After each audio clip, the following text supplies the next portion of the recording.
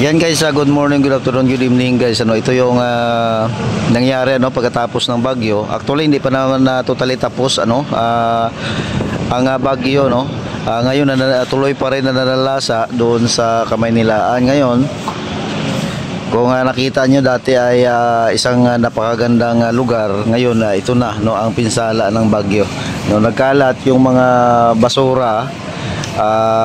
Nakikita ko puro mga bao ng niyog, kahoy, yung natural na basura sa karagatan. Grabe, ngayon ginamitan nila ng bulldozer para maayos ang daanan at malinis na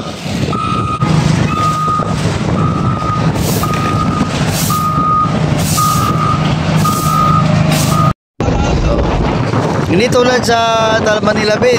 Kung sa Manila Bay siguro guys, grabe ng basura dito ng plastic. Pero nga dito guys, puro lang yan bunga ng niyog. So nagpapakita na wala talaga silang basura, May nakikita tayong plastic, ilan-ilan lang, pero mostly ay bunga ng niyog, bao, bao. So ito nagpapatunay na iba-iba talaga dito, kaysa sa Manila. So yan si Kuya may nakuhang parang siya kawayan nasahig. Yan ang kumuha si Kuya ng kung ano-anong kalakal niya. May nakalutang pala guys na sahig ng bahay. Siguro may nasirang bahay sa kabila.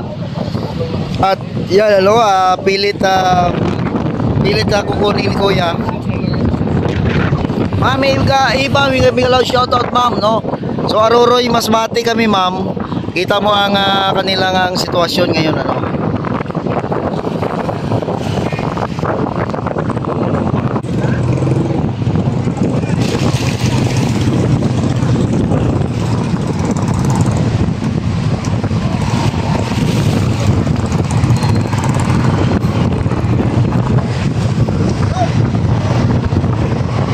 Grabe guys. Hi, good morning. Ingat po kayo palagi. Salamat sa Selma Mila. Salamat sa inyo na Mama Selma Mila. So yan po si Kuya, may pilit niyang iakyat yung sahig na kawayan. Siguro pwede niya pa ito ma-convert or ma-apply sa kanyang bahay din.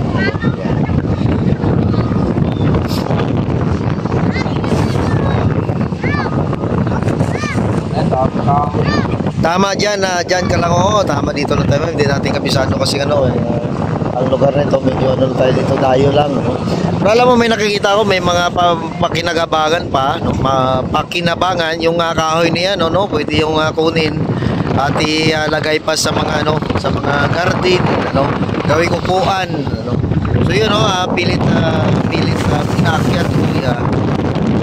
inaakyat ni Kuya ang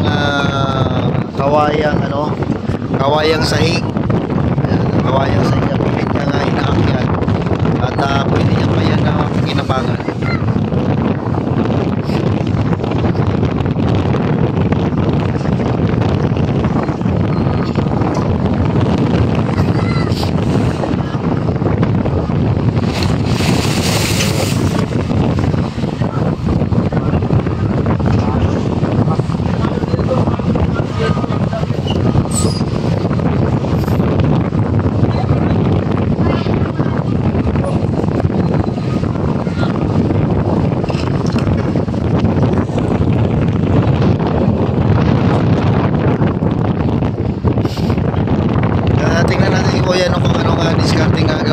Sa kawayan na yan, ang bigat niya, kung siya lang mag-isa talagang hindi niya kaya yan.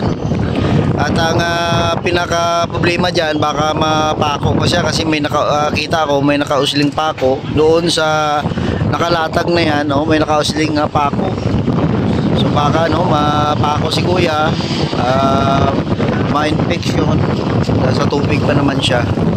Yan bukang tutulungan siya ng isang kaibigan niya. Sinakyan na ni Kuya Yun oh, sinakyan ni Kuya ang ano, ang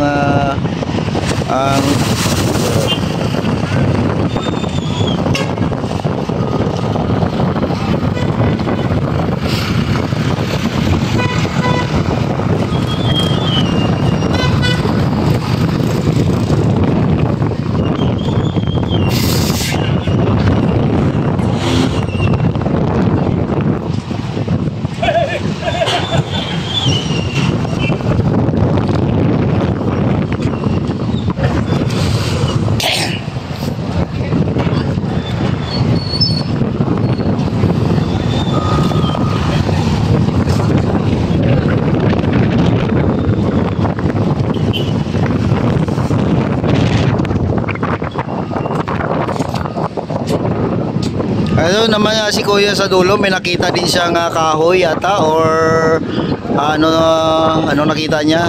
Tabla, no? Yan, no? Daming mapakinabangan talaga no sa tubig, pero ang ano diyan delikado, baka mapako or masugatan ka, magkaka-infection ang iyong sugat, no? I don't know kung clear tayo diyan guys, ano ang video natin.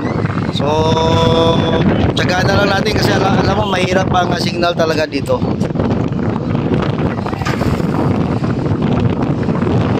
Tulungan yata siya ni Kuya, no?